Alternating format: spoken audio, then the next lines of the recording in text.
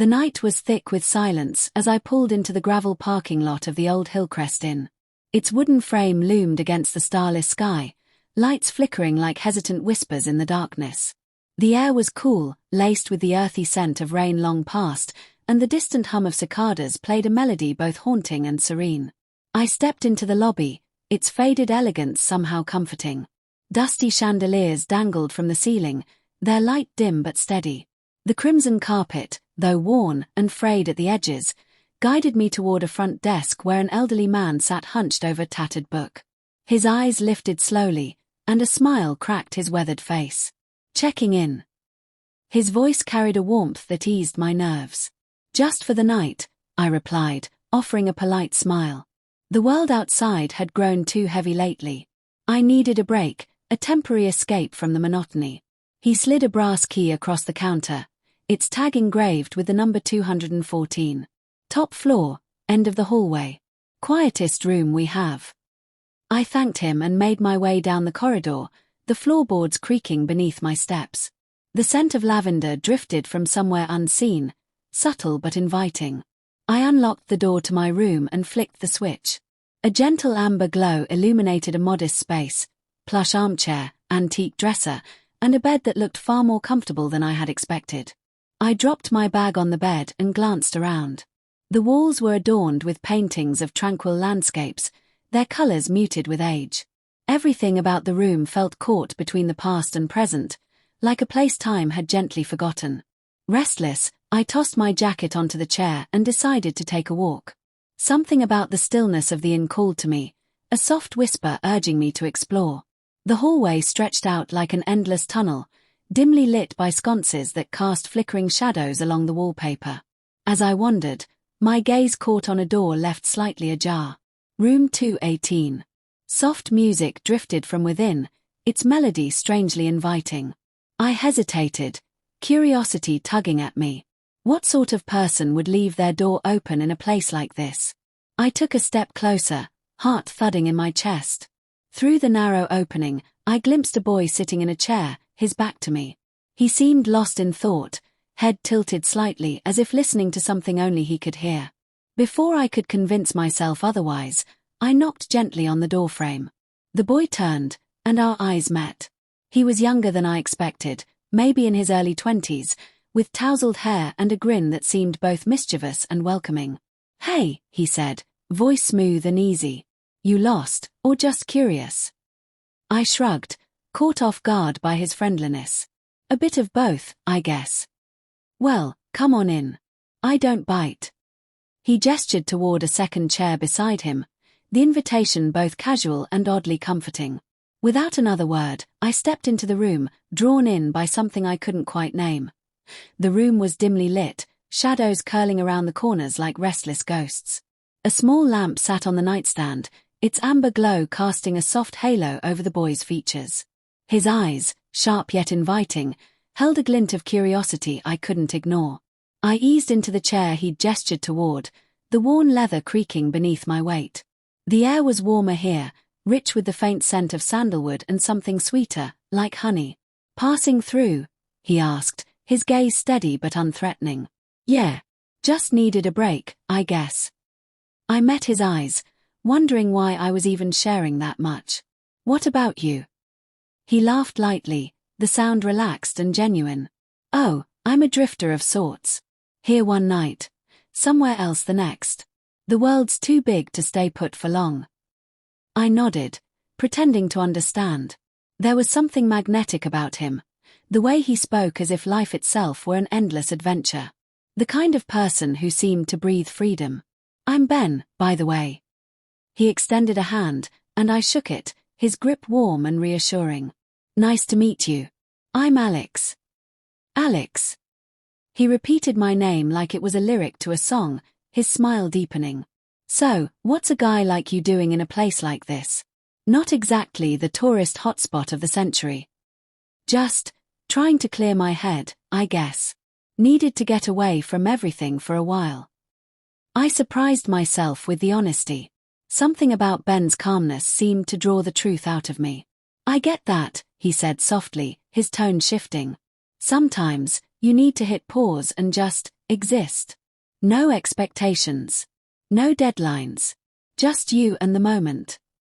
I nodded again, my shoulders easing as if some invisible weight had started to lift. Ben leaned back, his eyes drifting toward the window where the night stretched on, endless and silent. You know, places like this, old, half-forgotten inns, they've got stories to tell. And sometimes, if you listen closely, they'll tell you yours, too. Is that why you stay here? I asked, feeling strangely compelled to unravel him. Partly. His grin returned, playful yet mysterious. And partly because you never know who you'll run into.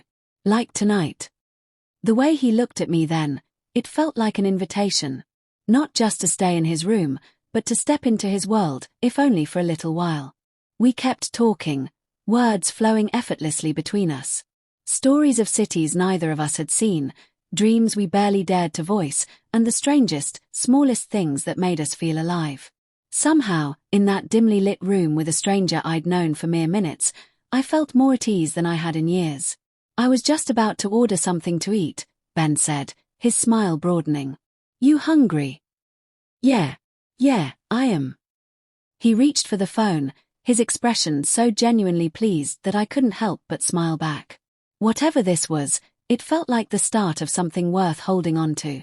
Time slipped away like sand through fingers. Ben and I devoured greasy takeout that tasted far better than it had any right to. Laughter filled the room, mingling with the low hum of music playing from his battered speaker. It was easy with him. Everything felt lighter, stripped of pretense and pressure. We swapped stories, his about hitchhiking through quiet towns and sleepless cities, mine about days spent staring at computer screens, my life boxed into neat, predictable routines. Sounds like you're stuck in a loop, he said, his gaze thoughtful, almost sympathetic. Yeah, feels like it, most days. Ben leaned forward, elbows resting on his knees, eyes glinting with mischief. So, break the loop. Do something crazy. Even if it's just for a night. Like what? Like hanging out with some random guy you just met. His smile was infectious. Or better yet, letting loose for once. No rules, no plans. Just, whatever feels right. The suggestion hung between us, both a challenge and an invitation. My mind should have resisted, clung to the safety of logic and caution. But in that moment, none of it mattered. I laughed, the sound bursting out of me in a way that felt both unfamiliar and exhilarating. All right, fine. No rules. What now? Ben's grin widened. We make the night ours. No second guessing, no looking back. He rummaged through his bag and pulled out a deck of cards. You ever play truth or dare with cards? I raised an eyebrow. Can't say I have. Simple, he said, shuffling the deck with an impressive finesse. Hearts are dares, spades are truths. Red cards, you have to act. Black cards, you have to speak. Sound fair? Why not? I shrugged, feeling a surge of adrenaline. We played, each card drawn stripping away another layer of hesitation. I confessed old regrets, foolish dreams, embarrassing moments buried deep. Ben's dares were ridiculous but fun, dancing like an idiot to a song I despised, speaking in a terrible accent for 5 minutes straight. But it was his truths that drew me in the most. Stories of loneliness, the kind only a restless soul could know. His words painted pictures of someone endlessly searching for something real, something lasting. And then, somewhere between shared laughter and thoughtful silences, I felt it. A connection deeper than conversation. An understanding that went beyond words. At some point, Ben's voice grew softer. You know, Alex, people spend their whole lives trying to fit into boxes. I think you're more than whatever box you've been crammed into. Maybe. But breaking out isn't that easy. No, he admitted, his gaze locked on mine. But it's worth trying. His words lingered in the air like an unspoken promise. We grew quieter after that, the thrill of the game giving way to something calmer, warmer. The bed was softer than I expected, and sleep came easily, with Ben's presence a comforting anchor in the dark. Morning crept in gently, the pale light stretching across the room like hesitant fingers. I stirred awake, the warmth of the blankets cocooning me in a rare sense of comfort. For a moment, I'd forgotten where I was. Then the quiet shuffle of movement brought it all back. Ben stood by the window, his silhouette framed by soft, golden light. His gaze was distant, thoughtful, like he was already miles away. "Morning," I said, my voice still thick with sleep. He glanced over his shoulder, a faint smile tugging at his lips. "Morning, Alex. Didn't mean to wake you." "It's fine." I pushed myself up, rubbing my eyes. The night before played back in fragments, laughter, confessions, a bond forged in a fleeting moment. "You're up early." "Couldn't sleep much. Figured I'd enjoy the view before I head out." My chest tightened at the casual mention of his departure.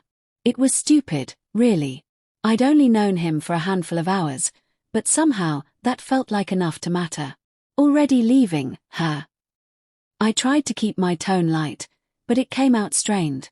"Yeah, it's what I do, remember."